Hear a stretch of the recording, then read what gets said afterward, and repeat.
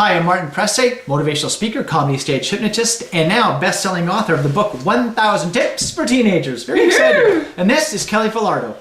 International speaker, best-selling author, and of course, just a burn survivor again. All right, so Kelly and I were working on some tips on helping teenagers get through the tough years. And we have decided to come up with a bunch of video clips, just a few minutes each clip, answering some of the questions that teenagers have been asking us over the last little while about how we got through some of the tough times that we went through as teenagers.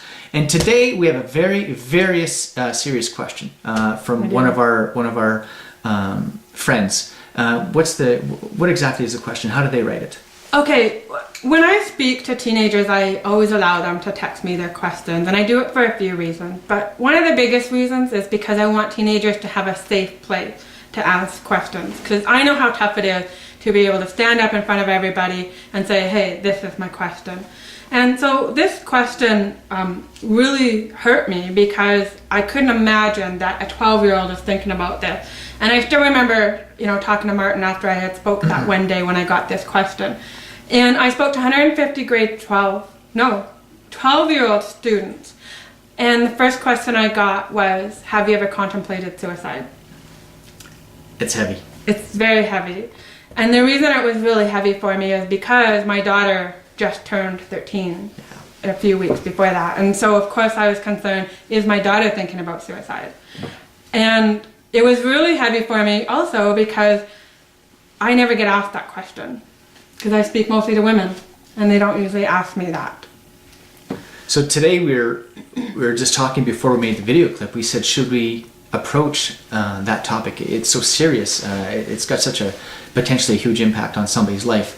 And we felt that if we didn't answer it, we would be doing a disservice to the people who are reading the book and the people who come to our events, because we do talk about suicide. It's a very large part of the event, and let's face it, a lot of teenagers are struggling with the question of suicide right now. It's all over the news. And so we decided that we would talk about it today. Absolutely, as a teenager myself, I did think about suicide. I thought about suicide a lot. I'm not going to deny it. I went through that stage, and people need to know that. They need to understand that. What they also need to know is that how I got through it personally was knowing that this was just a phase. And I don't mean to demean it. I don't mean to make light of it or to belittle it by saying it's just a phase.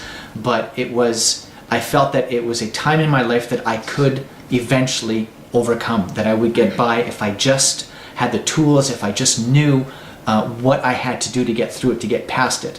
And personally, the answer for me was through sports. I became very involved with every sport in my high school and in the community. It just kept me going, it kept me healthy, it kept me strong. There's no doubt that I lost a lot of friends, and that was part of the reason why I went through a large period of depression in my life. I lost a number of friends. I had very low self-esteem, very little confidence. But for some reason, sports was the answer for me.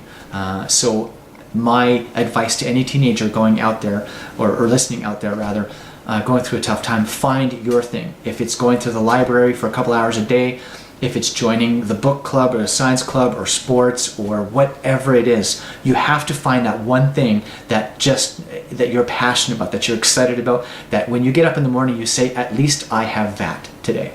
And just get through the day. It's just one day at a time. That's my advice to you, one day at a time. What advice do you have? Oh, I could talk to probably about an hour for this whole topic, and a lot of times I even end my speeches talking about it, and I almost inevitably end up crying about it. But the whole suicide thing actually became my why in my life, and this is why I do what I do, because if I could help just one teenager to live one more day, then I've done what I'm meant to do. Because the last thing I would ever want to see is my own daughter or my twins commit suicide because I didn't help them. And that's why I believe that even if you don't have a parent that you feel comfortable talking to, you need to find someone in your life who can get you through whatever it is that you're going through, because life really is worth living. And every time I think about my why, I think about this book, and why Martin and I really wanted to do it is so that we could help teenagers live one more day. And let's face it, sometimes that's what it takes. It's just one more day. Just one more day. It's just one more day. And that's the key thing, is to living just one more day. And keep this book handy with you if this is what it takes to live one more day. Yeah. So I want to answer how I answered that question, because when I spoke to them, they said, how have you ever contemplated suicide? And I told them what I do, or what I did as a teenager.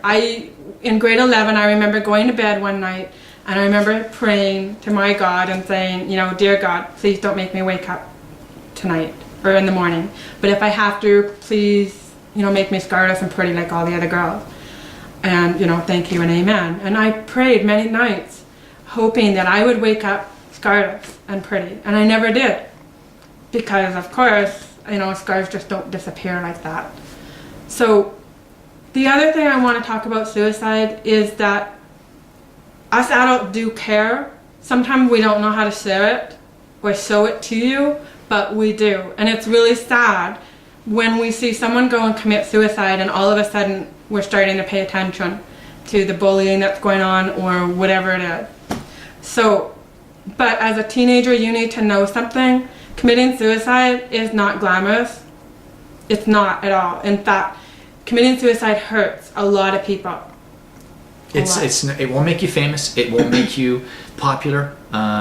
Suicide it's a painful experience for everybody that you leave behind. So one of the things that we just really want to emphasize tonight as we do this video clip is that please talk to somebody. Talk to somebody, seek help, ask a lot of questions, go find somebody that you can trust. And if you don't have anybody that you feel you can trust, there's got to be a kids helpline in your area that you can call and they will find somebody for you. All right? Don't think that you're going to become famous. Don't think that you're going to become popular just because you committed suicide. It's not the way to go. Find some help. What you need to know about suicide, and this is something that I've been telling a lot of the teenagers that I speak to, is that no matter what your belief is, no matter what your religious belief is, death is final.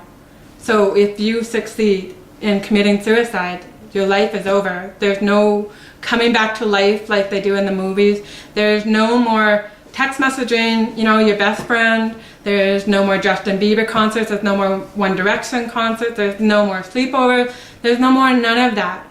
And you need to know that you might have, you know, a temporary problem, that suicide is not the answer. It's not the answer for you. It's not the answer. You know, there's tons of other stuff that's out there. And like Martin said, get involved in your sports. Whatever it is that's your passion in your life, go do that.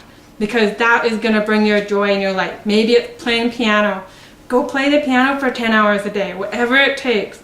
Go talk to somebody. Go talk to your dog. Write in your journal. Do whatever it is to just get through that one more day.